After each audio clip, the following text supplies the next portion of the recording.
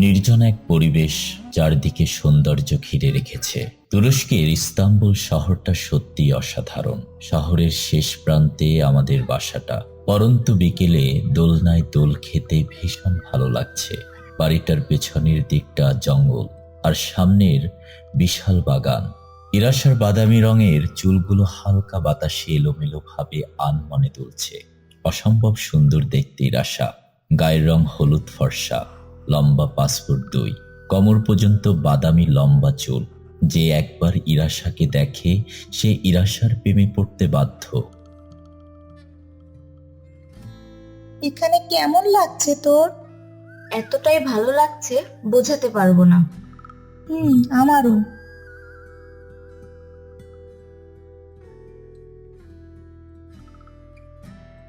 কি গল্প করছিস আমাকে ছাড়া?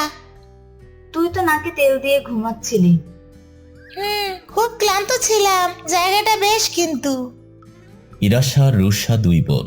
রুষা ইরাশার বোন আর ইলি এদের কাকাতো বোন। ইলির বড় ভাই এলিফ ছোট থাকতেই এদের বাবা মা গাড়ি অ্যাক্সিডেন্টে মারা যায়। এদের কাকা আরশাদ চৌধুরী ওদের ছোট থেকে নিজের ছেলে মেয়েদের মতো মানুষ করেছে।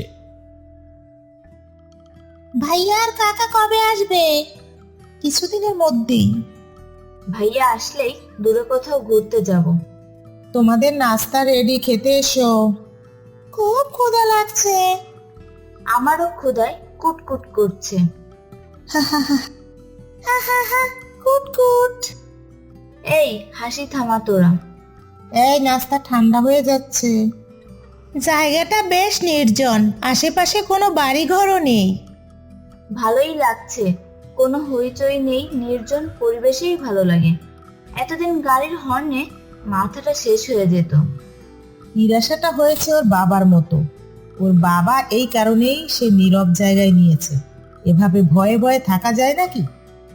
মা, তুমি চোরের ভয় পাচ্ছ নাকি ভূতের? হাসছিস? যদি আসে তখন এই হাসি কই থাকে দেখবো। মেরে ভর্তা করে দিব। হ্যাঁ, পুরন্ত তেলাপোকা দেখে ভয়ে চিল্লায়, আবার ভর্তা করবে।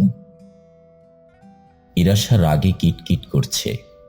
ইরাশা নিজের রুমে চলে আসে। ওর রুমটা উপর তলায়। ইরাশা আর ইলি এক রুমে থাকে, আর রুষা তার মায়ের সাথে। আমাকে নিয়ে মজা করছে। যেদিন চোর ভূত আসবে সেদিন দেখিয়ে দেব। বেলকনিতে দাঁড়িয়ে বলছে ইরাশা, বেলকনিটা জঙ্গলের দিকে, তার জঙ্গল পছন্দ। হঠাৎ জঙ্গলে শব্দ হচ্ছে। ইরাশা সাথে সাথেই তাকাতেই দেখে একটা ছায়া ঘুরছে। বাড়ির পেছনে লাইট থাকায় দেখা যাচ্ছে। আলোটা একটু আবছা, তাই স্পষ্ট দেখা যাচ্ছে না। সত্যি সত্যি আবার চোর এসে পড়ল না তো? ইরাশা ভাবছে কি করবে এখন। কেউ কেউ বললে চোরটা শুনতে পেয়ে পালিয়ে যেতে পারে। এই রাতে তো এখানে কারো এমনি আসার কথা না।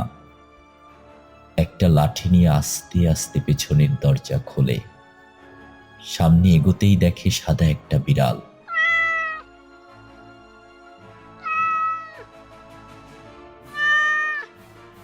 ওয়াও, কি কিউট। মিউ মিউ, কাছে আসো। বিড়ালটা চলে যেতেই যাবে, ইরাশার কোলে নিল তাড়াতাড়ি। বিড়ালটার চোখ গাঢ় সবুজ রঙের। বিড়ালটিকে আদর করতে করতে রুমে আসে।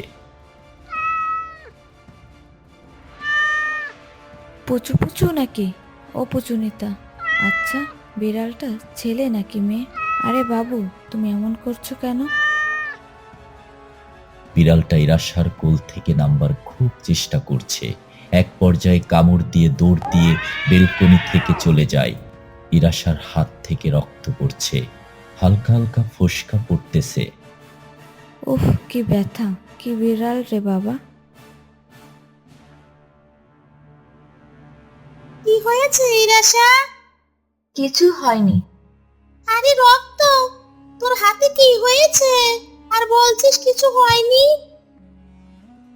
কিসে যেন ব্যথা পেয়েছি, হঠাৎ দেখি রক্ত। আমি মেডিসিন লাগিয়ে দিচ্ছি, ওয়েট। আস্তে আস্তে। আমি ফু দিয়ে দিচ্ছি, ভালো লাগছে। উস্কা পড়েছে তো। রুষা কি করে? পড়াশোনা করতেছে। ছাদে যাবি? আচ্ছা চল। কালকে ভাবতেছি আশেপাশে ঘুরে দেখব। আমিও ভাবছিলাম। ঘন্টার আওয়াজ? তাই তো শুনলাম। কালকে জঙ্গলে যাব, পিছনের গেট থেকে। ওকে। এই ইরাশা, ইরাশা, ঘুম থেকে উঠ। 5 মিনিট পর। না, 5 মিনিট না। আরে শীত লাগছে খুব। উঠ। আচ্ছা উঠছি।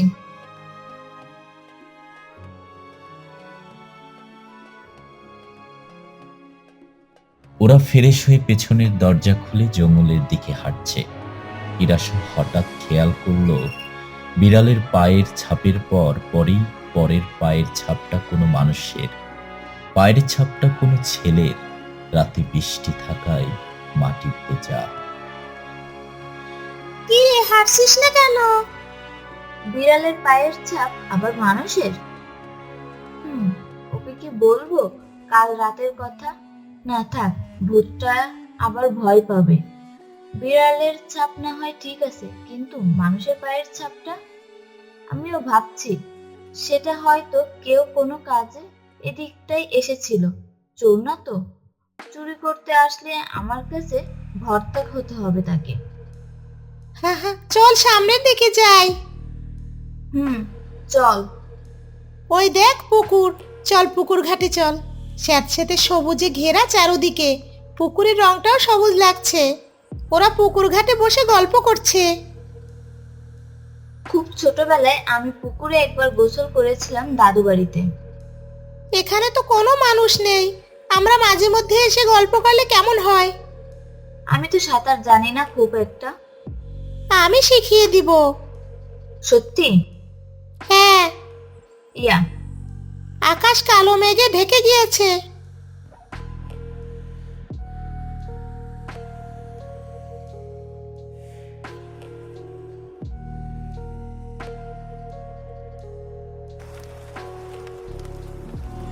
কোথায় গিয়েছিলি তোরা? এই একটু আশেপাশে ঘুরছিলাম। মা কি করে? বৃষ্টি ভেজা মাটির ঘ্রাণ বাতাসে ভাসছে, আর ইরাশা নাস্তা কমপ্লিট করে বেলকনিতে বসে বসে সেই ঘ্রাণ বুক ভরে নিচ্ছে। আচ্ছা, কালকে যে ছায়াটা দেখেছিলাম সেটা তাহলে কোনো মানুষেরই। কিন্তু আমাকে একটা জিনিস খুব ভাবাচ্ছে, বিড়ালের পায়ের ছাপের পরেই কিভাবে মানুষের ছাপ আসে? আকাশে বিদ্যুৎ চমকাচ্ছে অনেক। ইরাশা ভেতরে আছে। গল্পের বইতে মন বসালো ইরাশা।